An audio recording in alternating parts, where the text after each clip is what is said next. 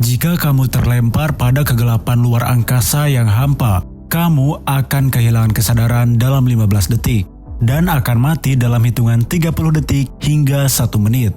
Namun bagaimana jika kamu mengenakan pakaian luar angkasa yang canggih dan kuat?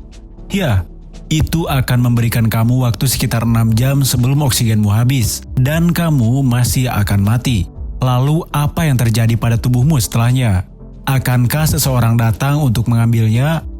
Atau akankah tubuhmu terus melayang di angkasa untuk selamanya? Umat manusia hanya kehilangan 18 orang dalam lebih dari 50 tahun eksplorasi luar angkasa. Namun dengan rencana perjalanan sipil ke luar angkasa dan perjalanan ke Mars yang akan datang, kemungkinan besar kita akan mulai melihat lebih banyak kematian di luar angkasa. Jadi bagaimana kita mengadakan pemakaman dalam kondisi gravitasi nol? Komplikasi apa yang mungkin akan terjadi? Setiap kali astronot diluncurkan ke luar angkasa, kematian adalah suatu kemungkinan yang nyata. Bagaimanapun, mereka pada dasarnya mengikatkan diri pada sebuah roket raksasa. Namun karena para astronot harus berada dalam kondisi kesehatan yang prima untuk menjalankan misi, kemungkinan salah satu dari mereka meninggal di Stasiun Luar Angkasa Internasional cukup rendah. Bahkan sangat rendah, sehingga NASA bahkan tidak memiliki kebijakan resmi tentang cara menangani situasi ini. Menurut mantan astronot Chris Hadfield, Komandan ISS berhak memutuskan apa yang harus dilakukan pada orang yang meninggal di luar angkasa.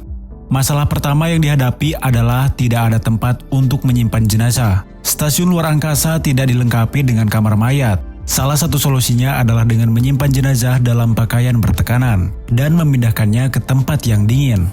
Mayat merupakan bahaya biologis sehingga kamu sebaiknya menjauhkan dan menahan bakteri tersebut sejauh mungkin. Namun bagaimana jika kamu tidak menyukai gagasan untuk berbagi tempat tinggal dengan orang yang sudah kaku? Ya, masih ada solusi lain.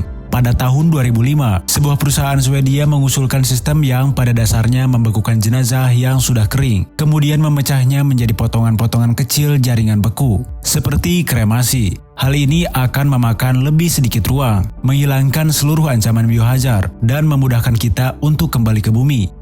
Jika kamu tidak memiliki nitrogen cair di pesawat untuk melakukan pembekuan, maka suhu ruangan yang sedingin es akan membantu menjawabnya.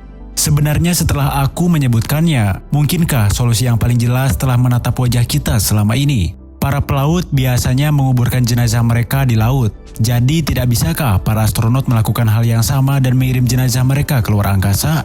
Secara teoritis, iya. Tapi ruang angkasa sedikit lebih rumit daripada laut, kecuali jika kamu mengikatkan roket mini ke orang yang sudah meninggal. Mereka akan mengikuti lintasan pesawat ruang angkasa tempat mereka dikeluarkan. Dan jika kamu melakukan itu dengan lebih dari satu orang, itu akan menjadi perjalanan yang tidak menyenangkan ketika kamu memutuskan untuk kembali ke rumah.